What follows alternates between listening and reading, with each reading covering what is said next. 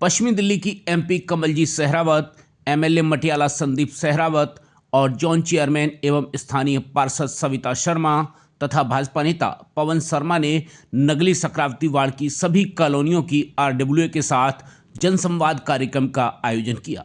इस जनसंवाद कार्यक्रम के दौरान सभी नेताओं ने क्षेत्रवासियों की समस्याओं को गंभीरता के साथ सुना एवं उनके तत्काल व दीर्घकालिक समाधान को लेकर एक बेहद सकारात्मक संवाद किया। वार्ड में वार्ड के सभी आरडब्ल्यू के साथ में जनसंवाद का कार्यक्रम यहाँ की हमारी निगम पार्षद बहन सविता शर्मा जी ने रखा, जिसमें हमारे यहाँ से विधायक और मेरा दोनों का आना हुआ।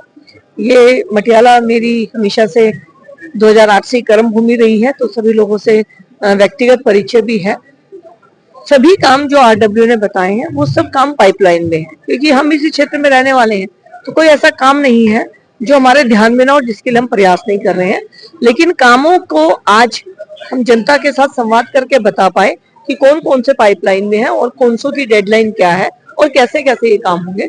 तो आज का ये जनसंवाद सबसे मिलने का भी रहा और लोगों से बातचीत करके उनको भी ये रहा होगा कि हाँ, सरकार किस हिसाब से काम कर रही है। तो बहुत अच्छा आज का ये प्रोग्राम रहा। हमारे यहाँ पर नंगली वार्ड में जितने भी 60 से 70 आरडब्ल्यू के रिप्रेजेंटेटिव यहाँ पर थे और 11 साल से जो आरडब्ल्यू के बीच में कभी कोई आया नहीं, हम सब यहाँ पर इकट्ठे जो 3 कड़ियों को जोड़ने की बात करते हैं, केंद्र सरकार, हमारी सांसद कमलजीत जी और हमारी जोन की चेयरमैन सविता जी, हम सब यहाँ पर बैठ के उनकी समस्याओं को जाना और क्या हम कर रहे हैं और क्या योजना हमारी है वो सारी इनके बीच में रखी। आज जो कि मेरे वार्ड की जो समस्याएं थी उनको लेकर के लोग हमारे पास आते थे और आप भी जानते होंगे कि सबसे ज्यादा जो समस्याएं हैं वो हमारे विधायक जी की, क्योंकि पिछले 10-12 सालों से जो पिछली सरकारें थी उन्होंने कोई काम नहीं किया, यहाँ जनता के बीच में कभी आए नहीं, तो सबसे ज्यादा समस्या तो उन्हीं की थी। और जो कि अभी एक नया मुद्दा है, ये जो कॉलोनियों में जो इशू की ड्यूटी इसमें नहीं है, तो ये भी हमारे माननीय सांसद जी के उसमें रखना चाह रहे थे लोग। और इस विषय पर हमने अपनी माननीय सांसद जी से भी बात की और विधायक जी से भी बात की और जिस तरह से लोगों ने आशीर्वाद देकर इन तीनों कड़ियों को जोड़ने का काम किया है, तो आज हमारा सबका ये फर्ज भी था कि हम जनता की सुने। पहले तो हमें सब ऐसे तो पता है, जब से हमारे विधायक जी बने हैं तब से हमारे संपर्क में रह के हमारे माननीय सांसद जी के नेतृत्व में हम सब अपना एरिया दिखा रहे हैं और उनको नोट भी करा रहे हैं, वो परसू भी कर रहे हैं।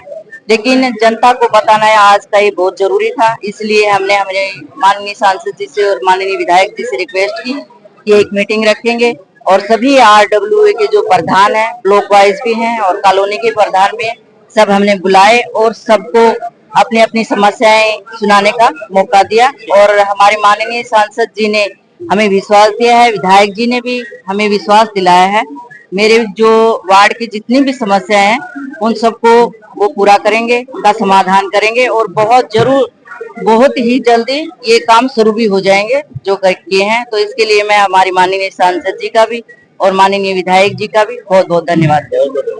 तो सभी हमने आरडब्ल्यू के जितने भी हमारे प्रधान थे और जितने भी और सम्मानित क्षेत्रवासी जो थे, हमने सबको आरडब्ल्यू के प्रधानों को बुलाया था कि अपने अपने ब्लॉकों की जो भी समस्याएं हैं, वैसे समस्या सारी हमारी जानकारी में है, लेकिन एक यूसी बाउंड्री वाला इशू है। माननीय विधायक जी ने विधानसभा में भी उठाया था कि बहुत सारी कॉलोनी की गलियां पिछली सरकारों ने यूडी के नक्शे में वो दी नहीं, वो उसमें डेवलपमेंट के काम हो नहीं सकते, जबकि वो कॉलोनी 25-30 साल पुरानी है। तो वो भी विषय था आरडब्ल्यूए का।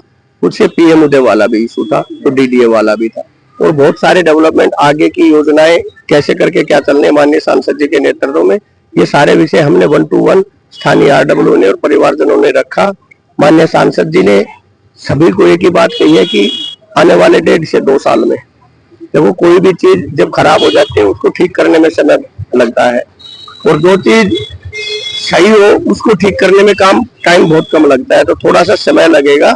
मैं सभी अपने परिवारजनों से, अपनी सभी नंगली सक्रावती वार्ड की देवतुल्य जनता से, परिवारजनों से ये आग्रह और निवेदन करता हूँ कि 2026 तक मैक्सिमम समस्याएं जो पिछली सरकारों के कारण थी उसको हम खत्म कर देंगे। श्याम बिहार के भी कुछ इशू थे, बहुत सारी गलियां छुटी हुई है जो बनी नहीं है, ड्रेनेज सिस्टम का पूरे वार्ड में बुरी हालत है। पिछली सरकारें और उनके कार्यकर्ता कह रहे हैं हमने ये किया, हमने वो किया, पानी की निकासी कहीं पर भी नहीं हो रही है। श्याम विहार की कुछ गलियों की हालत इतनी खराब है कि वह वाटर लॉगिंग हमेशा रहती है। तो माननीय विधायक जी और सांसद जी के सामने जब यह विषय रखा तो हमारी अधिकारियों से भी बातचीत हुई। हमारा जल बोर्ड ने श्याम विहार को सीवर के लिए प्रपोजल में हमने भेज रखा है। माननीय विधायक जी उसको परसू कर रहे हैं। अगर 1.5 से 2, 2.5 या 3 महीने में इसकी रिपोर्ट आ जाएगी कि सीवर में कितना टाइम लगेगा। अगर कम समय में सीवर का काम शुरू हो जाएगा तो हम पहले सीवर डालेंगे, उसके बाद आगे का काम करेंगे। अगर सीवर में टाइम ज्यादा लगेगा तो जो गलियों में हालत ज्यादा खराब है उनका किसी भी तरीके से विधायक जी बजट इशू करके उनका जो भी समाधान होगा जल्द से जल्द समाधान करेंगे। इस मौके पर केंद्र सरकार, दिल्ली सरकार एवं दिल्ली नगर निगम द्वारा क्षेत्र में किए जा रहे विकास कार्यों, जन कल्याणकारी योजनाओं और आगामी योजनाओं के बारे में उपस्थित जन समुदाय को अवगत कराया गया। सभी गणमान्य लोगों ने कार्यक्रम को बेहद सार्थक एवं बेहतरीन बताते हुए इसकी प्रशंसा की। मैं इस जनसंवाद को मैं अपने केंद्रीय नेतृत्व मोदी जी का जो कहते हैं कि पूरा देश, पूरा विश्व हमारा परिवार है, तो एक ही लोगों की चिंता करने वाली ऐसी सरकार है जो ऊपर से नीचे तक बैठी है। ऊपर से हमारी सांसद, बीच में हमारे विधायक और सबसे नीचे हमारे पार्षद बैठे हैं और हम तीनों एक परिवार की तरह जनता की समस्या को सुनते हैं और उसका समाधान भी निकालते हैं। तो ये एक ऐसी सरकार है जो परिवार के नाते सबकी समस्या को हल करने के लिए आई है।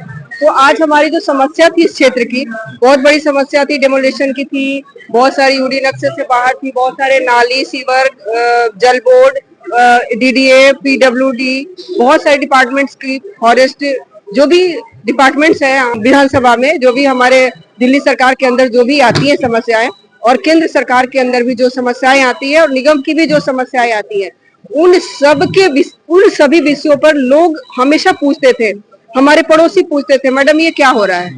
तो ये चीज हमारी सांसद आके उनको बताए, मैं बताऊंगी तो उनको शायद कहीं ना कहीं हो सकता है मैं पूरी जानकारी न दे पाऊं।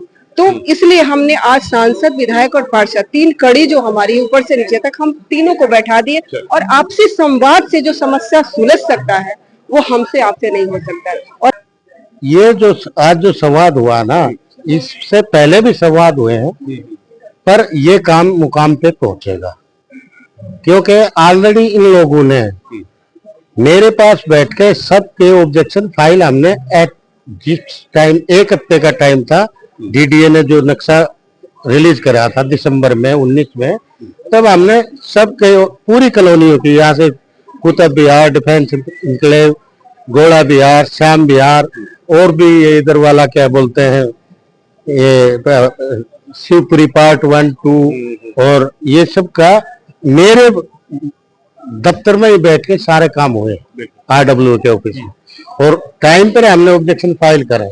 ऑब्जेक्शन फाइल करने के बाद 6 महीने के लिए कमेटी बनी थी।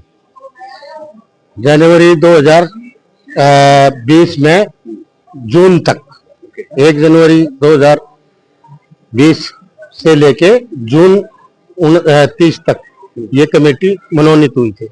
उस कमेटी में ये जो अपना रेवेन्यू डिपार्टमेंट था वो भी मेंबर था।